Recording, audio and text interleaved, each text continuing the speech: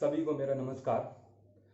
मैं विवेक कुमार प्रजापति अभी आप लोगों के समक्ष 1942 से भारत छोड़ो आंदोलन से एक वीर बालक की कहानी लेकर प्रस्तुत हुआ हूँ। वीर बालक रामचंद्र जो देवरिया उत्तर प्रदेश से थे और उन्होंने 12 या 14 वर्ष की अल्प आयु में अपने प्राणों की आहुति दे दी थी। तो उनकी कहानी मैं आप लोगों के समक्ष प्रस्तुत करता हूँ और आशा करता हूँ कि ये कहानी हमें और आपको देश के प्रति त्याग और बलिदान के लिए प्रेरणा अवश्य देगी। सुनते हैं। भरा गर्जना जब उसने आजादी के नारों से, भरा गर्जना जब उसने आजादी के नारों से, कांप उठे पांव फिरंगियों के उस बालक के इरादों से। झपट के वो बढ़ा जिला मुख्यालय की इमारत को, झपट के वो बढ़ा जिला मुख्यालय की इमारत को, नोच फेंका वहां से उसने अंग्रेजियत की इबादत को। भारत माता प्रसन्न हुई बालक के इस साहस से, जैसे तिरंगा लहराया उन अंग्रेजों की इमारत से। आई फौजें और लगी उस बालक को धमकाने, आई फौजें और लगी उस बालक को धमकाने, कहती हैं हटा लिए तिरंगा नहीं तो चढ़ जाएगा तू गोलियों के निशाने।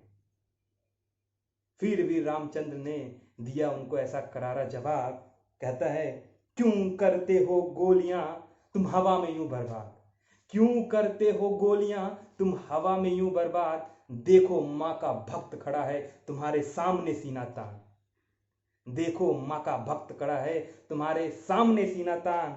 आज यूं ही लहराएगा तिरंगा, आज यूं ही ये लहराएगा ये तिरंगा, चाहे मैं हो जाऊं कुर्बान, मेरे लहू का एक एक कतरा बढ़ाएगा भारत मां की शान।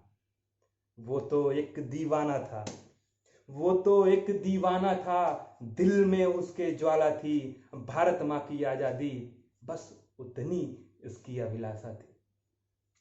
फिर फिरंगियों ने पेश की बुज़दिली की एक नई मिसाल, फिर फिरंगियों ने पेश की बुज़दिली की एक नई मिसाल, खुद का सीना छलनी होते देख रहा था वो भारत मां का लाल।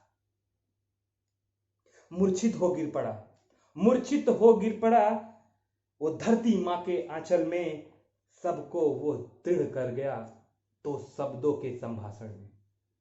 मूर्छित हो गिर पड़ा वो धरती मां के आंचल में, सबको वो सुदृढ़ कर गया अपने दो शब्दों के संभाषण में। और बोलते हैं, क्या बोलते हैं, गौर फरमाइएगा। पूरा किया मैंने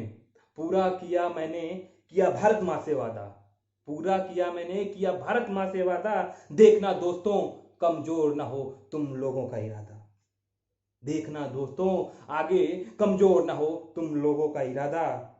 अब देवरिया के दिव्य बालक की कहानी, अब इस देवरिया के दिव्य बालक की कहानी हर जगह सुनाई जाएगी, आने वाली हर पीढ़ी वीर रामचंद्र से प्रेरणा पाएगी।